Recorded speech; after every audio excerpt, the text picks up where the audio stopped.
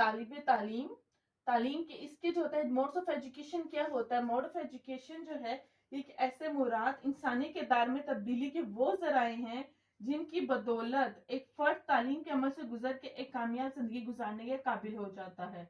इसके जो है फॉर्मल एजुकेशन की 3 टाइप्स है, formal education, non formal education, informal education. Formal education को उर्दू में रस्मी तालीम कहते हैं। डेफिनेशन क्या है, फॉर्मल एजुकेशन इस इंटेंशनली प्लान की जाती है, ऑर्गेनाइज होती है, एक मुनज्जम होता है, प्रॉपर सिलेबस होता है, स्ट्रक्चर होता है, बाकायदा इसकी कोई बिल्डिंग होगी, कोई प्रेजेंस होगी, फॉर्म ऑफ लर्निंग, ऐसी form of learning imparted in education institution जो कि किसी इंस्टीट्यूशन में दी जाती है जैसे स्कूल एंड कॉलेज। इसमें जो है आपका सिलेबस भी होता है, टीचर्स भी होते हैं, बिल्डिंग भी होगी to modify the behaviour of the individual. और बच्चे का जो है पॉजिटिव बिहेवियर में पॉजिटिव चेंज लाया जाता है। ये जैसे कि स्कूल कॉलेज जो है ये प्रॉपर जो होते हैं ये फॉर्मल एजुकेशन है। नॉन फॉर्मल एजुकेशन क्या है, learning that goes on individual daily basis, ऐसी लर्निंग जो कि डेली बेसिस पे दी जा रही है and can be receive through daily experiences, और ये इंसान जो है डेली एक्सपीरियंस पे भी हासिल करता है जैसे कि फैमिली, पीयर्स, मीडिया से, और इन्फ्लुएंसेस इन पीयर पर्सन एनवायरनमेंट, और इसका इन्फ्लुएंसेस भी होता है, इसका एनवायरनमेंट का भी पर्सन पे इन्फ्लुएंसेस होता है।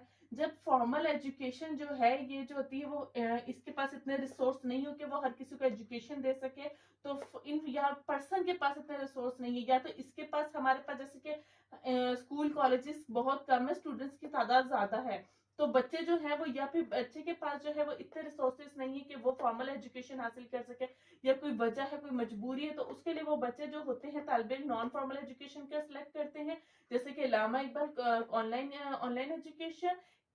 इनफॉर्मल एजुकेशन जो होती है क्या है, a person learn through their experiences and change his behaviour is called informal education.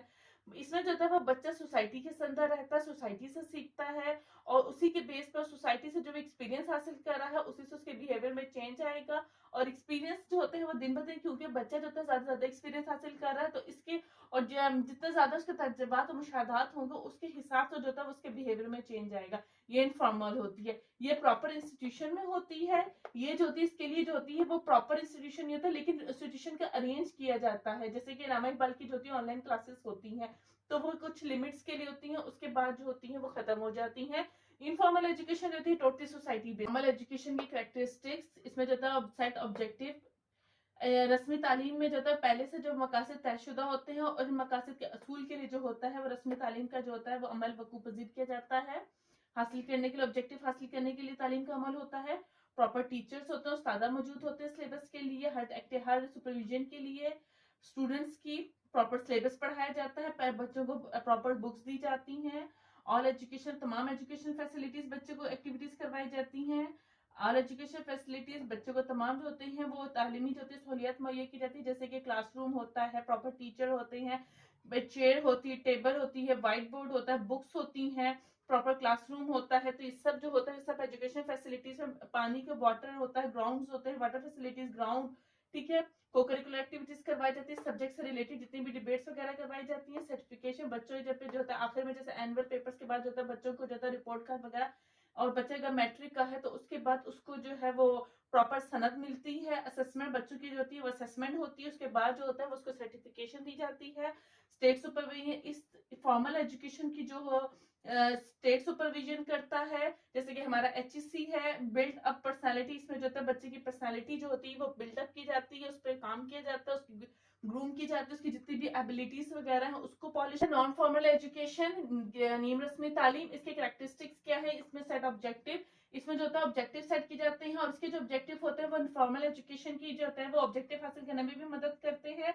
Non proper teachers में प्रॉपर टीचर्स नहीं होते, बल्कि जो फॉर्मल एजुकेशन के टीचर इंस्टीट्यूशन और जो उनके एजुकेशन फैसिलिटीज है वहां से फायदा लिया जाता है। जैसे कि लामा इकबाल की क्लासेस क्या होती है गवर्नमेंट कॉलेजेस में होती है, तो टीचर्स जो होते हैं गवर्नमेंट के होते हैं, और आमतौर पर बिल्डिंग स्ट्रक्चर भी उन्हीं का है, तो इंस्टीट्यूशन भी गवर्नमेंट के हैं, तो वो क्या फॉर्मल एजुकेशन का पार्ट है।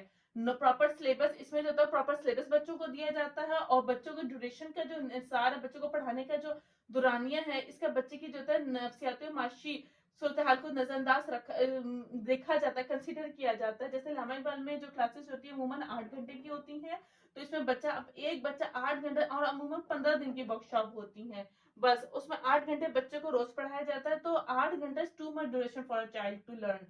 तो इसमें बच्चे को देखा जाता है कि इसकी नफसियात और उसके हिसाब से ना सिलेबस किया जाता है कि 15 दिन में जितना कवर हो सके।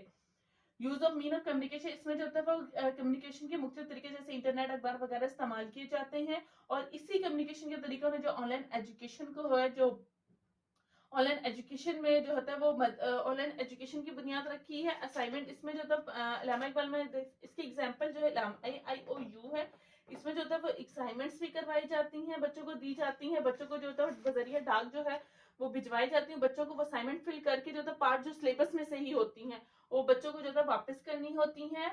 ऑर्गेनाइज, इसका जो होता है वो प्रॉपर ऑर्गेनाइज होता है, यानी इसमें प्रॉपर टीचर भी आ रहा है, प्रॉपर सेटअप भी है, ऑब्जेक्टिव्स भी सेट है। तो ये हम कहेंगे ये नॉन फॉर्मल एजुकेशन जो होता है वो ऑर्गेनाइज्ड होता है।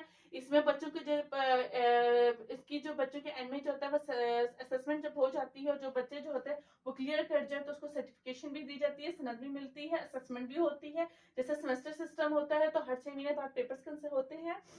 लर्नर हाईली मोटिवेट, यहाँ से वही बच्चे आते हैं जो कि किसी मजबूरी की वजह से या फिर अपने वसाइल ना होने की वजह से फॉर्मल एजुकेशन में ना पढ़ सके, तो ये बच्चे जो होते हैं वो हाईली मोटिवेटेड होते हैं फॉर लर्निंग के लिए। इनफॉर्मल एजुकेशन, गैर रस्मी तालीम, ये जो होती है सोसाइटी में होती है, प्रॉपर कोई इंस्टीट्यूशन नहीं होता, बच्चा जो है वो अपनी सोसाइटी से सीखता है। कैरेक्टरिस्टिक इसके क्या होंगे? अनकॉन्शियस लर्निंग, इसमें जो होता है वो बच्चा कॉन्शियसली नहीं लर्निंग करता, जैसे अपनी सोसाइटी में वो जो दूसरे रवैये देख रहा है, जहाँ ये बच्चा रहता है वहाँ के जो लोग इनका जो बिहेवियर देखता है वो अनकॉन्शियसली बच्चा उसको फॉलो करना शुरू कर देता है। तो क्या होता है? अनकॉन्शियस लर्निंग हो रही है, लाइफ टाइम लर्निंग है, बच्चा सोसाइटी का पार्ट है तो बच्चा पूरी जिंदगी सोसाइटी से सीखेगा। फैमिली फर्स्ट इंस्टीट्यूशन होता है, इसमें अपने पीयर्स, अपनी फैमिली, अपनी मदर, अपने जो होता है वो जिन में इनके सोसाइटी में इसके साथ इंटरेक्शन, उन सब से इसकी लर्निंग होती है।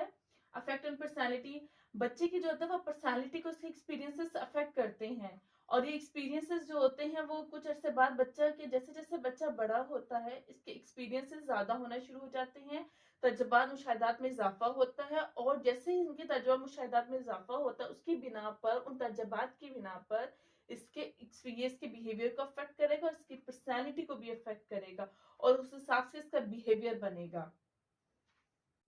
अब हम पढ़ेंगे फॉर्मल एजुकेशन के मेरिट्स एंड डीमेरिट्स। मेरिट क्या है इसका? पहले फायदे और नुकसानात के फॉर्मल एजुकेशन के क्या क्या फायदे हैं। डिसिप्लिन, इससे बच्चों में डिसिप्लिन आता है। Focus on growth and development, बच्चे जो होती है बच्चे की फोकस होते हैं, ऐसा सिलेबस शामिल किया जाता है, ऐसी एक्टिविटीज डाली जाती हैं जो बच्चे की ग्रोथ और डेवलपमेंट में हेल्प करें। Habits of reading and writing, बच्चों की हैबिट्स बनती है रीडिंग एंड राइटिंग की, एक कंटिन्यूस लर्निंग प्रोसेस है। डीमेरिट्स के different kind of learners learn together, मुख्तलिफ किस्म के बच्चे साथ पढ़ रहे होते हैं, कुछ बच्चे जो होते हैं वो अच्छे भी होते हैं, कुछ ज़हीन होते हैं, कुछ जो होते हैं वो कुंजहन होते हैं, डिफरेंट मेंटल एबिलिटीज़ के होते हैं। तो इसका डिमेरिट इस तरह है कि इसमें एक ही सिंगल मेथड पढ़ाया जा रहा है तो वो तमाम बच्चों के लिए इनफ नहीं है, हर बच्चे की लर्निंग के वे अलग हैं।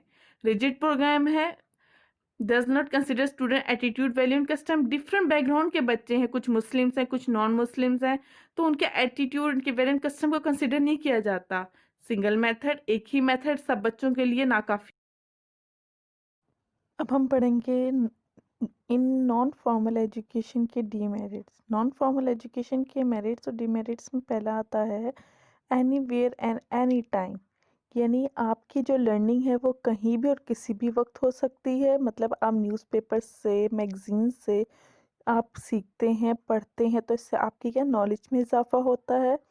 एवरी लोकेशन, यानी कि कोई टाइम फिक्स नहीं है कि आपने न्यूज़पेपर इस टाइम पे इस जगह पढ़ना, आप कहीं भी बुक रीड कर सकते हैं, मैगजीन्स पढ़ सकते हैं।